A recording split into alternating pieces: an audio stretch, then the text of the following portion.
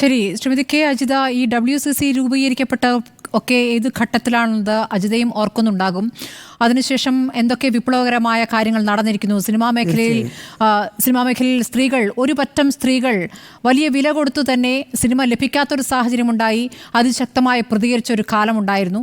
ഇപ്പോഴും ഒറ്റയ്ക്കൊറ്റയ്ക്ക് ചിലരെങ്കിലും അത് അനുഭവിച്ചു കൊണ്ടിരിക്കുന്നുമുണ്ട്. ഈ സാഹചര്യത്തിൽ ഈ റിപ്പോർട്ട് പുറത്തുവിടുക എന്നുള്ളത് ഒരു അത്യാവശ്യമാണ് എന്ന് തന്നെയാണ് WCC കരുതിയിരിക്കുന്നത്. ഇതിപ്പോൾ ഈ റിപ്പോർട്ട് പുറത്തു വരുന്നതിനെതിരെ ആദ്യം സജിമോൻ പാറയിൽ എന്നൊരു നിർമ്മാതാവ് കോടതിയെ സമീപിച്ചു. അത് പൊതു താല്പര്യമല്ല എന്ന് കോടതിക്ക് ബോധ്യപ്പെട്ടു. ആ ഹർജി എടുത്ത് കളഞ്ഞു. ഇത് ജനം ചർച്ച ചെയ്യേണ്ടതുണ്ട്, പൊതുസമൂഹം ചർച്ച ചെയ്യേണ്ടതുണ്ട് എന്ന് കോടതി വിലയിരുത്തി. പക്ഷെ അപ്പോഴും ആ റിപ്പോർട്ട് പുറത്തുവിടാതെ ഇരിക്കുന്ന ഒരു സാഹചര്യത്തിലേക്ക് എത്തിയിരിക്കുന്നത് WCCയിലെ തന്നെ ഒരംഗത്തിൻ്റെ നിലപാട് മൂലമാണ്. അതിനെ എങ്ങനെയാണ് അജിത കാണുന്നത്? തീർച്ചയായും വളരെ വിഷമത്തോടു കൂടിയിട്ടാണ് ഇന്ന് ഞാൻ ആ വാർത്ത കേട്ടത്. കാരണം നമുക്കറിയാം, നിങ്ങൾ പറഞ്ഞ പോലെ ഇതെങ്ങനെയാണ് ഈ WCC ഉണ്ടായത്. സിനിമാ ലോകത്തെ കാര്യങ്ങൾ പൊതുവെ എല്ലാവർക്കും അറിയുന്നതായിരുന്നു, എല്ലാവരും ചർച്ച ചെയ്യുന്നതൊക്കെയാണ്. പക്ഷേ അതിലിടപെടാൻ ആർക്കും കഴിയുന്നുണ്ടായിരുന്നില്ല. ഈ പ്രത്യേകിച്ചും ഈ പറഞ്ഞ സംഭവം, നടി നമ്മുടെ പീഡിപ്പിക്കപ്പെട്ട നടിയുടെ ആ ഇഷ്യൂ വന്നതിന് ശേഷം മാത്രമാണ് സമൂഹത്തിന് ഇത്തരം കേസുകളിൽ, ഇത്തരം പ്രശ്നങ്ങളിൽ ഇടപെടാനുള്ള ഒരു സാധ്യതയുണ്ടാവുന്നത്. അങ്ങനെ ഇടപെട്ട് തുടങ്ങി പിന്നെ കുറേ മീ-ടു കേസുകൾ വന്നു, മീ-ടു പിന്നെ വെളിപ്പെടുത്തലുകൾ വന്നു. ഇതൊക്കെ നമുക്ക് ചരിത്രമാണ്, ഇതൊക്കെ നമുക്ക് നിഷേധിക്കാൻ പറ്റുന്ന കാര്യമല്ല.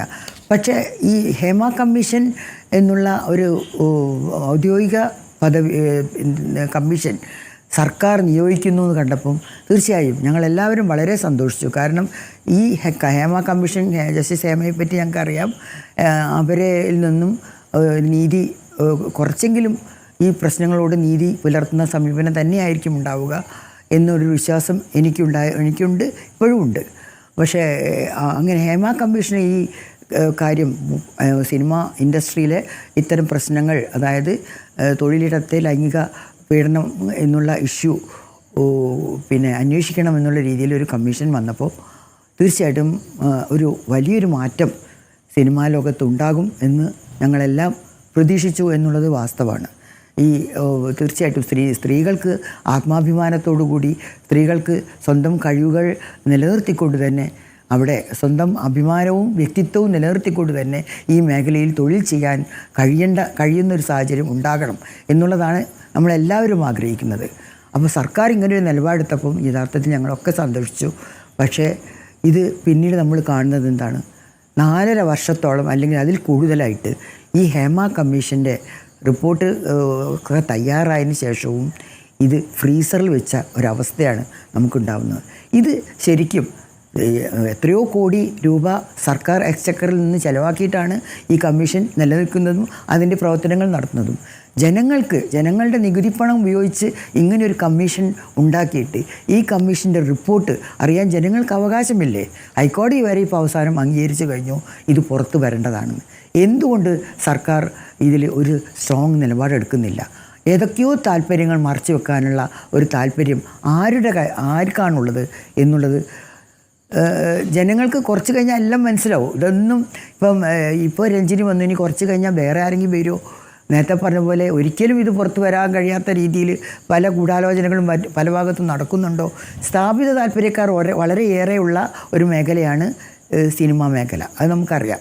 അപ്പോൾ അതുകൊണ്ട് തന്നെ പല കാര്യങ്ങളും മൂടിവെക്കേണ്ട കാര്യങ്ങൾ ഉണ്ട് എന്നുള്ളത് കൊണ്ട് പിന്നെ എന്താ പറയുക, സത്യാവസ്ഥ, ജനങ്ങൾക്കിതിൻ്റെ യഥാർത്ഥ ചിത്രം കാണാനുള്ള അവകാശത്തെ നിഷേധിക്കുക, ഏറ്റവും അടിസ്ഥാനപരമായി ഈ അവകാശത്തെ നിഷേധിക്കുക എന്നുള്ളൊരു കാര്യമാണ് ഇപ്പം നടന്നുകൊണ്ടിരിക്കുന്നത്.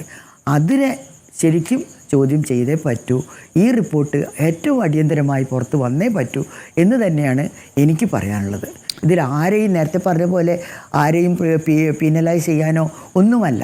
പുതിയ തരത്തിൽ സിനിമാ വ്യവസായത്തെ മാറ്റിയെടുക്കാനും സ്ത്രീകളുടെ അവകാശങ്ങൾ, സ്ത്രീകളുടെ ആത്മാഭിമാനവും സ്ത്രീകളുടെ കഴിവുകളും സ്വാതന്ത്ര്യവും നിലനിർത്തിക്കൊണ്ടുള്ള ഒരു തൊഴിലിടം ഉണ്ടാക്കാൻ അതിനുള്ളൊരു ശ്രമമാണ് ഇപ്പോൾ ഈ ഖേമ കമ്മീഷൻ്റെ റിപ്പോർട്ട് പുറത്തു വരുന്നതിലൂടെ അതിന് വേണ്ടിയിട്ടുള്ള പോരാട്ടത്തിലൂടെ പുറത്തു വരാതിരിക്കാൻ കുറേ ശ്രമങ്ങൾ നടന്നു. അവസാനം ഇത് WCC തന്നെ പുറത്തു കൊണ്ടുവന്നു.